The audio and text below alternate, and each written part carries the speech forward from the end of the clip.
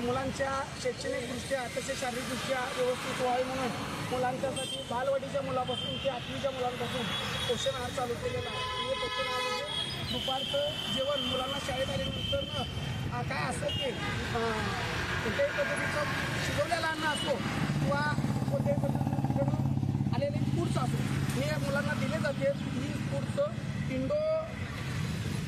Agro company जी आहे पुण्याची Indo company आहे, त्या इंडो कंपनीतनं हे फूड्स आले गेले आणि हे फूड्स इथं जे ट्रान्सपोर्ट कंपनीनं पुरवले जातात त्याला आपले संदीप यादव म्हणून अधिकारी आहेत आणि या अधिकाऱ्यांनी कोणत्याही पद्धतीची त्या फूडची चौकशी केली नाही, फूड्सकडं कोणत्याही तपास नाही केलं नाही। ते फूड्स पोलीसमध्ये एका माजी सैनिकाच्या घरात एका मुलाला दिलं गेलं आणि तिने पुढून ते बघितलं असतात त्यात मेलेला विषारी सापाचं पिल्लू त्यांना दिसून आलं।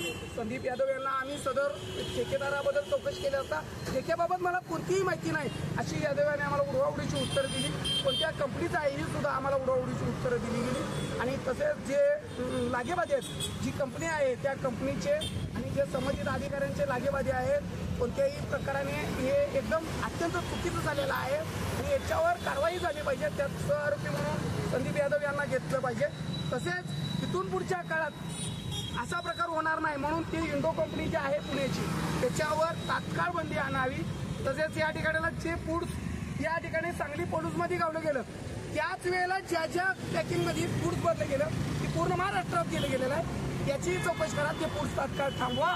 बाल मुलांना तसेच गरोदर महिलांना हे देण्यात आलेलं आहे आणि ते तात्काळ अन्न औषध प्रशासनानं ते हे करावं थांबवावं आणि जप्त करावं। आजचं आंदोलन काय? आज आम्ही साप घेऊन आलेलो आहे आणि सापाचं आंदोलन केलेलं आहे। त्यांना साप आणि निवेदन आम्ही द्यायला आलेलो